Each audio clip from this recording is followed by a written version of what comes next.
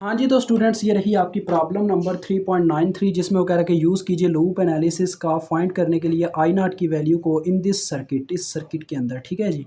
तो सबसे पहले लूप्स के अंदर करंट्स को फ्लो करवाया जाएगा क्लॉकवाइज डायरेक्शन में, जो कि हमारा शुरू से पहला असूल है। तो हर लूप के अंदर हम करंट फ्लो करवाते हैं। यहाँ पे हम I1 के नाम से करंट को फ्लो करवाते हैं, इसके अंदर I2 और नेक्स्ट के अंदर I3। टोटल मेरे ख्याल में हमारे पास इस वक्त 6 लूप हैं। ठीक है जी। तो क्वेश्चन होने वाला है थोड़ा क्या है, टफ़ भी कह सकता हूँ मैं, लेकिन ये भी कह सकता हूँ कि कंडीशन अगर लगाई जाए तो जो मैंने आपको कहा था प्रीवियस क्वेश्चन में कि एक स्टेप आपके लिए ढूंढा है जो आपके क्वेश्चंस को कह लें ईजी बना सकता है, उस तरह से मतलब हम मुश्किल में नहीं फंसेंगे जैसे पहले फंसते रहे हैं कि पहले इतनी इतनी लंबी इक्वेशंस बनाते जाओ और बाद में जाके पता चले जी इस तरह से वेरिएबल की एक इक्वेशन सेट करके दूसरे में पुट करके हम क्वेश्चन ईजी करेंगे। ऐसा नहीं करूँगा, आपको पहले ही ईजी कर दूँगा। ठीक है, टेंशन नहीं लेनी। सबसे पहले नंबर पे जो चीज़ हम देखेंगे वो ये है, ज़रा गौर कीजिएगा कि यहाँ पे हमारे पास दो जगह पे सुपर लूप लग रहा है। ठीक है, दो जगह पे हम सुपर लूप तो नहीं लगाएंगे, सुपर मैश लगाएंगे, क्योंकि मैं असल नाम बोलूँगा उस्ताद आपको बताते नहीं है। सुपर लूप एक अलहदा चीज़ होती है, सुपर मैश एक अलहदा चीज़ होती है। ठीक है, लेकिन लूप एनालिसिस के अंदर ये रिसर्च हो चुकी है कि दोनों चीज़ें लगाना अलाउ है। ठीक है, तो लिहाजा देखें यहाँ पे ये सुपर लूप या सुपर मैश तब लगता है जब दो लूप्स के सेंटर में करंट सोर्स आ जाता है। ठीक है, अब यहाँ पे इन दोनों के दरमियान में भी ये करंट सोर्स मौजूद है, इन दोनों के दरमियान में भी ये करंट सोर्स मौजूद है, तो यहाँ पे दो सुपर मैश की बाउंड्रीज आ गई हुई हैं। तो वो तो चले हम काम करते ही हैं। उससे पहले नंबर पे हम बात करेंगे अपनी आउटपुट पे। हमें आउटपुट क्या चाहिए, यानी कि यार हमें चीज़ क्या चाहिए, हमें क्या वैल्यू चाहिए, किसके लिए हम यहाँ पे इतना यानी कि काम करेंगे, उस पर पहले बात की जाएगी। तो देखें ये आई नाट है, आई नाट हमें चाहिए ना। आई नाट इस वायर के अंदर फ्लो कर रही है जो कि दो लूप्स के सेंटर में है। आप क्या करोगे, आई नाट की इक्वेशन इस तरह से लिखोगे, जो करंट इसकी डायरेक्शन के अकॉर्डिंग चल रही है, जिस लूप की करंट वो पॉजिटिव में आ जाएगी, जो इसके मुखालिफ चल रही है वो नेगेटिव में आ जाएगी, इज इक्वल टू ये खुद आ जाएगी और इसकी इक्वेशन आ जाएगी। तो ये आपके पास सिंपल फार्मूला है। आप देखें I4 अपनी डायरेक्शन के अकॉर्डिंग यहाँ पे आके डाउनवर्ड मूव करती है इस रजिस्टर में से, और ये भी डाउनवर्ड मूव कर रही है, यानी ये दोनों एक दूसरे के कहने के सेम डायरेक्शन में लेके जा रहे हैं एक दूसरे को। तो ये आई नाट और I4 की डायरेक्शन सेम, डेट्स वाई ये आगे पॉजिटिव में। मज़ीद आगे बात करूँ I5 की, तो I5 देखें जब यहाँ पे से रजिस्टर के करीब आती है तो ऊपर की तरफ मूव करने लग पड़ती है, तो डेट्स वाई ये अपोजिट है। तो इसकी वजह से I5 तो आ जाएगी नेगेटिव में और ये आपकी इक्वेशन बन जाएगी आई नाट की। सिंपल ये कहना चाह रहा है खुद से, यानी ये इक्वेशन कि मुझे I4 और I5 की वैल्यूज़ ला कर दो, मैं खुद को सॉल्व करूँ और अपना क्वेश्चन बना दूँ। ठीक है, वो ये कहना चाह रहा है। तो चलें हम भी मान लेते हैं भाई की बात, कोई मसला नहीं है। तो सबसे पहले नंबर पे जैसा कि मैं कह रहा था, यहाँ पे ना असल में कंडीशन काफ़ी क्रिटिकल नज़र आ रही है, लेकिन मेरी जो कोशिश है ना वो यही है कि हम दोनों सुपर लूप्स की सॉरी दोनों सुपर मैश की जो बाउंड्रीज़ होंगी ना, उनकी जो मेन इक्वेशन सुपर मैश यानी कि जिस करंट सोर्स का निचोड़ हम निकालेंगे उसकी इक्वेशन का हम इक्वेशन नहीं बनाएंगे, हम उस इक्वेशन से किसी एक वेरिएबल का वैल्यू निकाल लेंगे, जो मेरा इस वक्त कंसेप्ट चल रहा है मेरे जहन में। ठीक है जी, क्योंकि ये कंसेप्ट मेरे जहन में जो आ रहा है वो यही कह रहा है कि सर अगर तुम इस तरीके से चलते हो तो उससे कुछ दो वेरिएबल्स कम हो जाएंगे। वो मैं आपको बताता हूँ किस तरीके से। देखें अगर मैं इसकी इक्वेशन लिखता हूँ, मेजर इक्वेशन I1 देखें जैसे भी जो भी बनती है, चलें आपको लिख करके दिखाता हूँ। देखें ज़रा, आपके सामने इक्वेशन बनाने लगा हूँ बच्चों। जैसा कि आपको पता है इक्वेशन कैसे बनाई जाएगी, जैसे आई नाट की बनाई है वैसे ही यहाँ पे पहले इसका निचोड़ निकालने के लिए इक्वेशन बनाई जाएगी। I1 देखें ऐसे डाउनवर्ड मूव कर रही है, जो सेम डायरेक्शन में वो पॉजिटिव और जो मुखालिफ डायरेक्शन में वो नेगेटिव, इज इक्वल टू उसकी अपनी वैल्यू। I1 जा रही है ऐसे नीचे की तरफ और ये ऊपर की तरफ, यानी I1 तो आ गई माइनस में।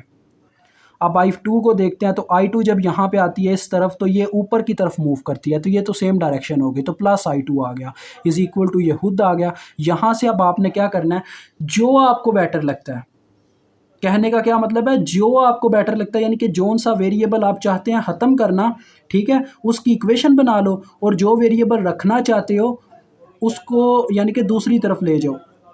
समझ जाओगे यार, आप अभी समझ जाओगे। मैं रखना चाहता हूँ यार असल में I2 को, सॉरी I2 को नहीं, I1 को रखना चाहता हूँ। उसकी रीज़न आपको बताता हूँ। देखें, I1 को रखने की असल वजह ये है कि I1 और I4 के लूप के सेंटर में ये रजिस्टर लगा हुआ है, जिसकी वजह से क्या होगा जी, जब I4 की इक्वेशन बन रही होगी वहाँ पे ये I1 हमें तंग कर रहा होगा, या यानी कि उसमें वैल्यू पुट करना होगा।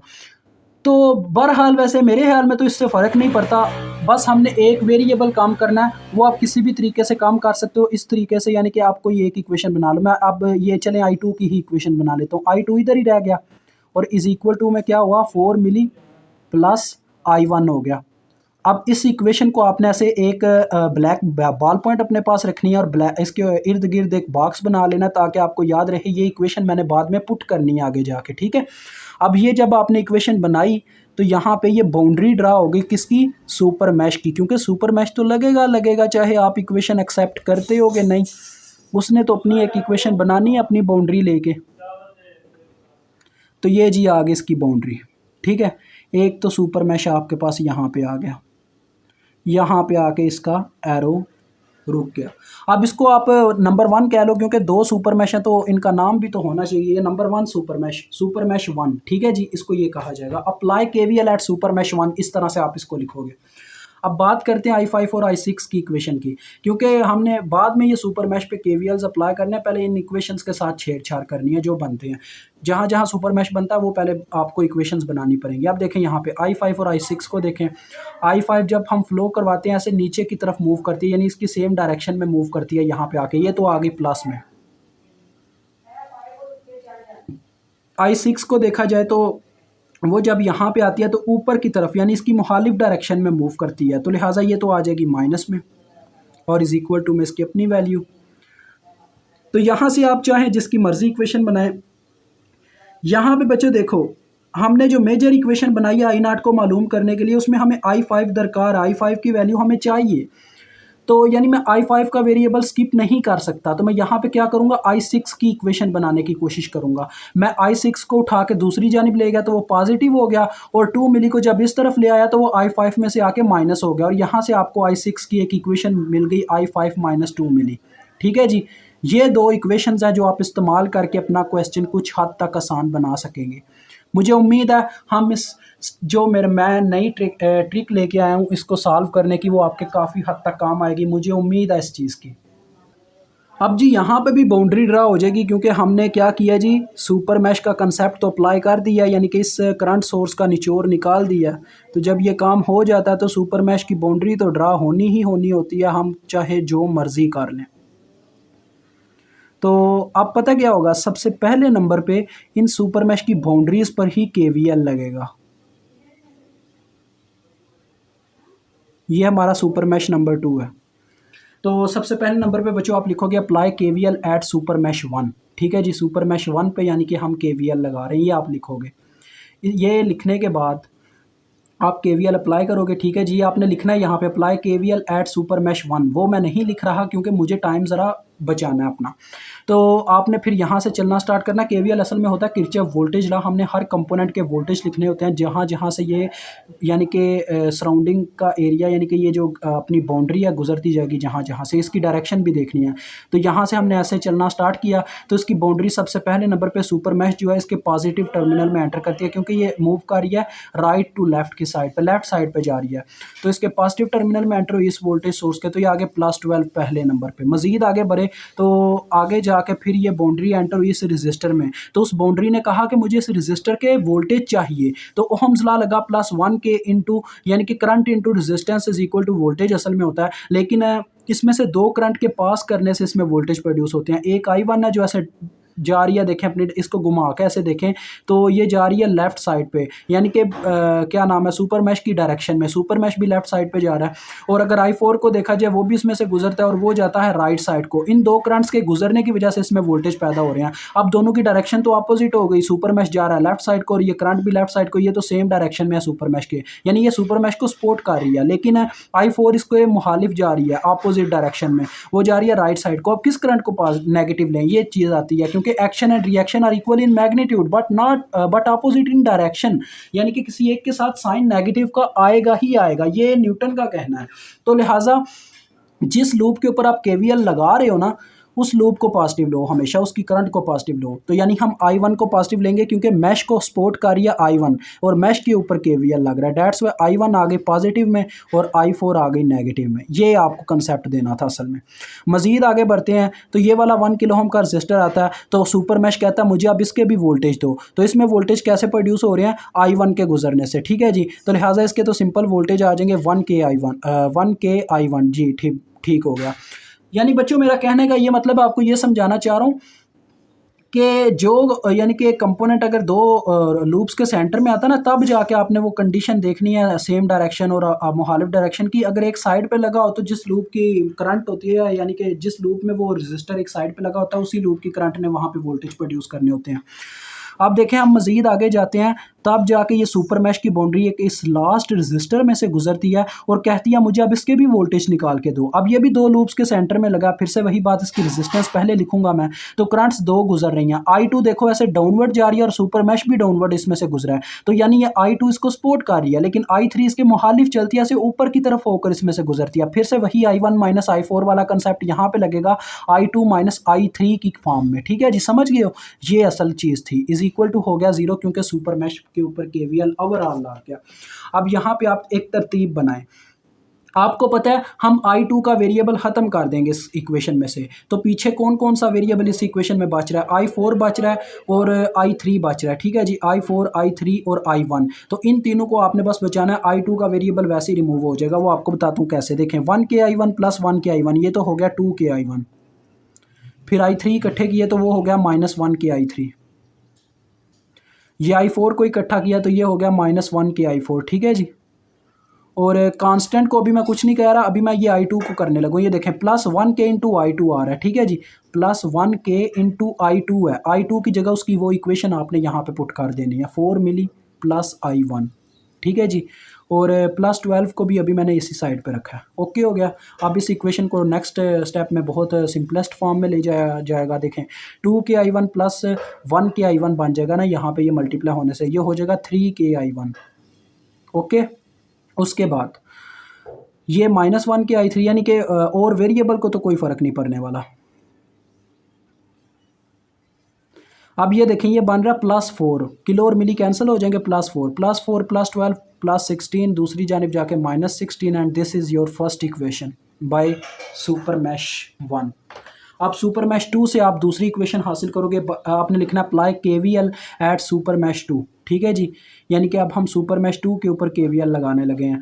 तो बच्चों यहाँ से हम चलना स्टार्ट करेंगे, ठीक है जी। देखें फिर से वही चीज़, यहाँ से हम जब चलना स्टार्ट करते हैं, यहाँ से चलते जाते हैं, पहले नंबर पे जाके ये कंपोनेंट आता है 1 किलो ओम का, जिसमें से देखें फिर से वही बात है, दो करंट्स गुजर रही हैं क्योंकि सेंटर में लगा हुआ है।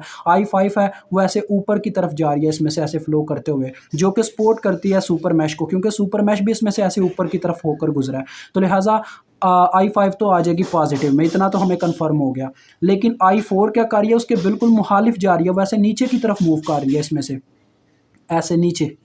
तो लिहाजा I4 आ जाएगी यहाँ पे नेगेटिव में, ठीक है जी। वही कंसेप्ट जो भी प्रीवियस में लगा के दिखाया। मजीद आगे बढ़ते हैं तो यहाँ पे ये इसके नेगेटिव टर्मिनल में एंटर करती है ये सुपर मैश की बाउंड्री, तो ये आ जाएंगे -12।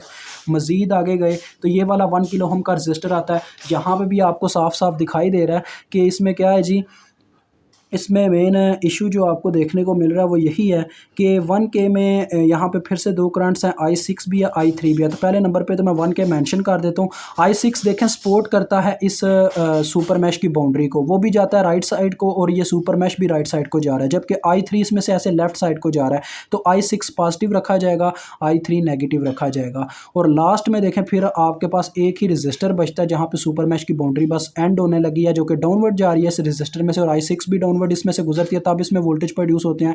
तो 1k I6 इसके वोल्टेज होंगे और सुपर मैश के ऊपर फिर से KVL आपने लगा दिया दूसरे सुपर मैश पे। अब देखें मैं ये छोटे छोटे स्टार बना देता हूँ ताकि हमें याद रहे यहाँ यहाँ हमने इक्वेशन लिखी हुई है।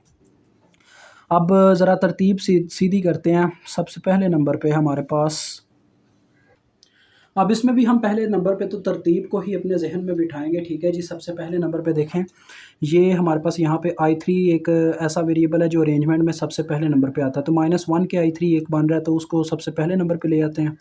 फिर I4 का वेरिएबल देखें तो I4 देखें कितनी दफ़ा है, -1 I4 एक दफ़ा ही है, -1 I4 आ गया, ठीक है। उसके बाद अब जो देखने में हमें दिखाई देता है वो 1 के I5 आता है, ठीक है। तो प्लस 1 के I5 हो गया, ठीक है। नेक्स्ट नंबर पे I6 है, तो ये देखें बनता है 2 के I6। तो 2 के × I6 की इक्वेशन है जो कि हमने बना के रखी हुई है, ये आपके सामने है। I5 -2 मिली, ये यहाँ पे पुट हो जाएगी, ठीक है। और -12 अभी यहीं पे रह जाएगा, इज इक्वल टू में 0 है। अब इसको ज़रा सिंप्लीफाई करें तो देखें -1 के I3 -1 के I4 और ये बन जाएगा देखें 3 के I5। और बाकी देखा जाए तो ये देखें -2 जब 2 से मल्टीप्लाई हुआ तो -4 आया, -4 -12 -16 हो जाएगा। मिली किलो कैंसिल हो चुके होंगे, -16 बनेगा, -16 दूसरी जानिब जाके +16। यह आपकी इक्वेशन नंबर 2 है। मसला अब यहाँ पे देखने को ये मिल रहा है हमें कि वहाँ पे I1 वेरिएबल था, यहाँ पे I1 नहीं है, उसकी जगह I5 वेरिएबल, एक इजाफी वेरिएबल आ गया। मसला तो ये बनाएगा, लेकिन अभी हम इसके बारे में कुछ नहीं कहेंगे क्योंकि ये उस वक्त हमें पता चलेगा जब हम बाकी के लूप्स के ऊपर KVL अभी अप्लाई करेंगे। 2 लूप्स अभी बच्चों रहते हैं क्योंकि ये तो सुपर मैश ने इन दोनों के ऊपर, इन दोनों के ऊपर और इन दोनों के ऊपर, यानी कि 4 लूप्स पर सुपर मैश ने हमारी मदद की के 4 लूप्स के ऊपर सिर्फ 2 लूप्स की फॉर्म में चारों के ऊपर KVL लगवा दिया, पीछे रह गए 2। तो उन 2 में देखते हैं वो हमारी कैसे हेल्प करके इनमें से वेरिएबल्स की तादाद कम करवाते हैं। वेरिएबल्स एक वेरिएबल इसमें से कम होना चाहिए, मेरे ख्याल में एक वेरिएबल इजाफी बन रहा है इनमें। तो पहले नंबर पे मैं अप्लाई करूँगा KVL लूप 4 पे, ठीक है जी। तो ये देखें आपके सामने लगने लगे यहाँ पे KVL। मैं यहाँ से चलना स्टार्ट करता हूँ, ये लिख लीजिएगा अप्लाई KVL एट लूप 4। यहाँ से हमने चलना स्टार्ट किया, ये 1 किलो ओम के रजिस्टर में से I4 गुजरी, तो सिंपल इसकी वोल्टेज आ गया 1 के I4। उसके बाद मजीद आगे बढ़ते हैं तो ये 1 किलो ओम का रजिस्टर आता है जिसमें से 2 करंट्स पास कर रही हैं, एक I4 है और एक I1। I4 जा रही है देखें राइट साइड को ऐसे, और I1 जाती है ऐसे लेफ्ट साइड को, अपोजिट डायरेक्शन। तो I4 को पॉजिटिव लेंगे क्योंकि लूप 4 पे इस वक्त KVL लग रहा है, तो ये इसकी इक्वेशन आ जाएगी, ठीक है जी। मजीद आगे बढ़ते हैं तो ये 1 किलो ओम का रजिस्टर आता है, इसमें से भी 2 करंट्स पास कर रही हैं। I4 है जो कि डाउनवर्ड जा रही है, I5 है जो ऐसे अपवर्ड जा रही है। पॉजिटिव किसे लेंगे? I4 को। तो 1K × I4 - I5। अब इस इक्वेशन को सेट कर लें, देखें इज इक्वल टू 0 हो गया क्योंकि KVL तो लग गया।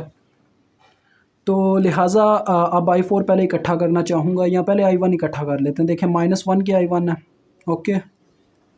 फिर I4 देखते हैं। अब देखें ये बन रहा है 1 के I4, 1 के I4 और ये 1 के I4, टोटल बन रहा है 3 के I4। तो ये हमने इकट्ठा कर लिया 3 के I4, ठीक है जी। और I5 से अभी हमें मसला नहीं है, मतलब मसला तो बन रहा है लेकिन वो बाद में देखते हैं उसका क्या करना है। ये बन रहा है -1 के I5। बच्चों वैसे एक बात है, मैं चाहूँ तो यहाँ पे I5 को ख़त्म कर सकता हूँ या किसी I1 को ख़त्म कर सकता हूँ। मुझे चाहिए कौन कौन सा वेरिएबल, ठीक है। हम असल में देखते हैं हमें आउटपुट में क्या चाहिए, यानी हम चाहते क्या इस सर्किट से, हमें अभी तक क्या ज़रूरत दरपेश है, उसके अकॉर्डिंग वेरिएबल ख़त्म करने की कोशिश करते हैं, ठीक है जी। क्योंकि उसके अकॉर्डिंग करूँगा तो काम आसान हो जाएगा। देखें किस तरीके से, मैं जो कहना चाह रहा हूँ ना आप समझ जाएंगे अभी। देखें ये बन रहा है मेरे पास I5 का -1 के I5, ठीक है जी, यही बन रहा है ना। इक्वेशन एक दफ़ा मैं देख लूँ आपके बात में, मैं ना ये भूल गया हूँ कि इक्वेशन कैसे बना रहा हूँ मैं।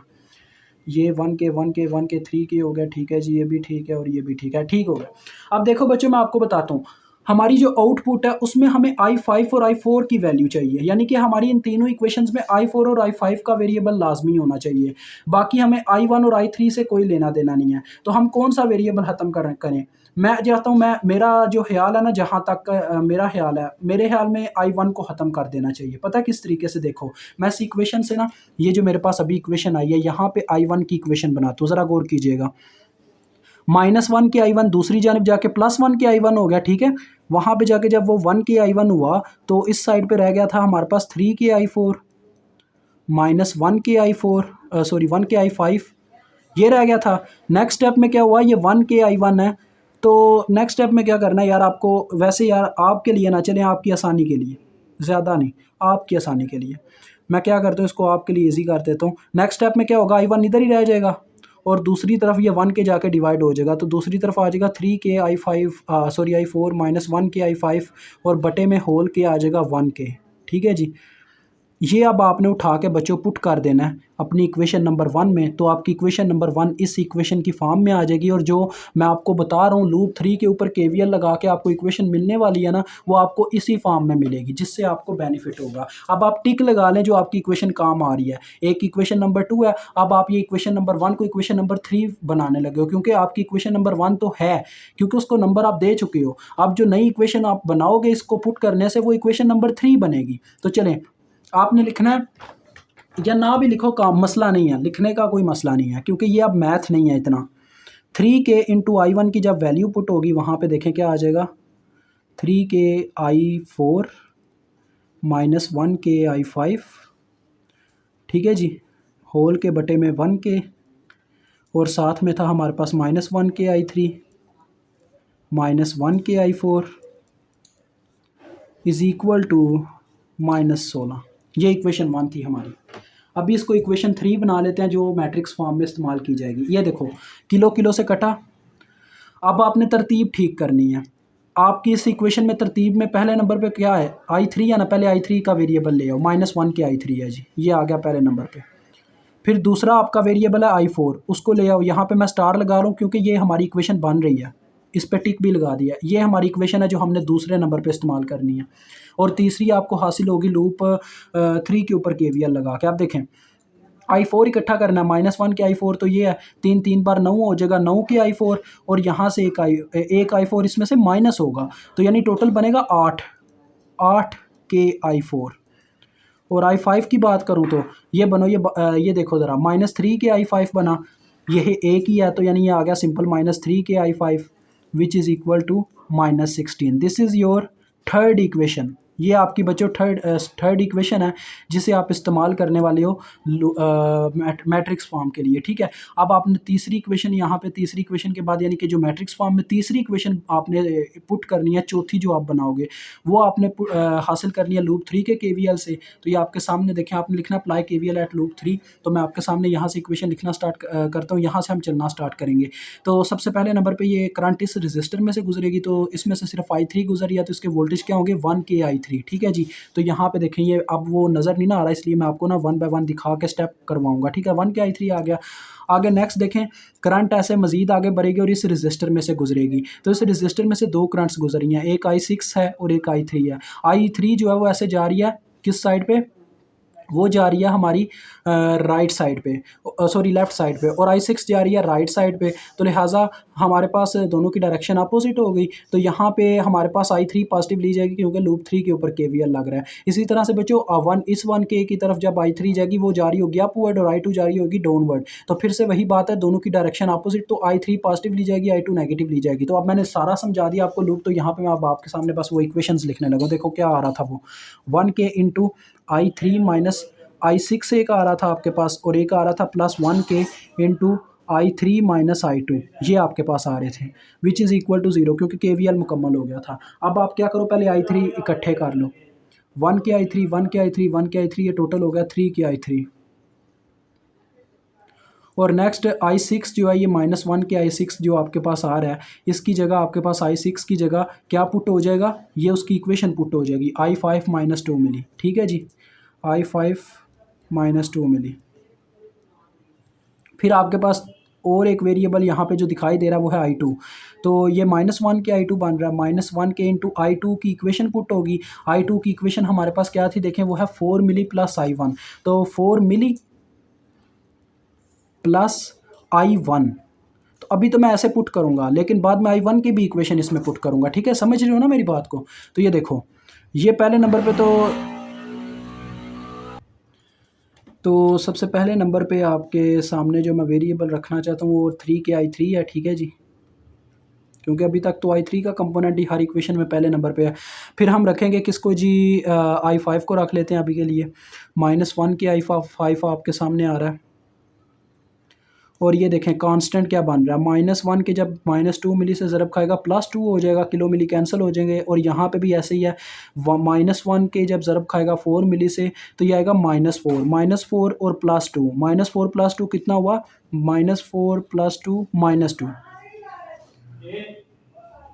और ये लास्ट में रह गया -1 के I1। -1 के I1 की जगह हम क्या करेंगे, उसकी ये वाली इक्वेशन आप पुट कर देंगे।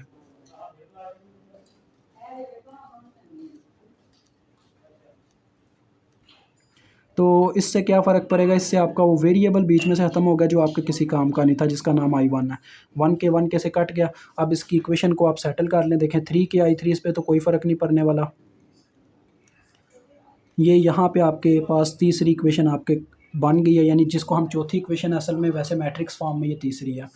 3 के I3, उसके बाद आपके पास I4 का वेरिएबल जिसमें आ रहा है वो है -3 के I4।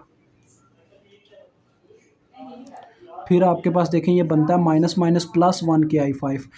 तो देखो बच्चों क्या हो गया, +1 के I5 होने की वजह से ये +1 के I5 -1 के I5 दोनों कैंसल आउट हो जाएंगे, यानी कि पीछे आपके पास यहाँ पे रह गया 0 के I5 which is equal to ये -2 दूसरी जानिब जाके +2 हो गया।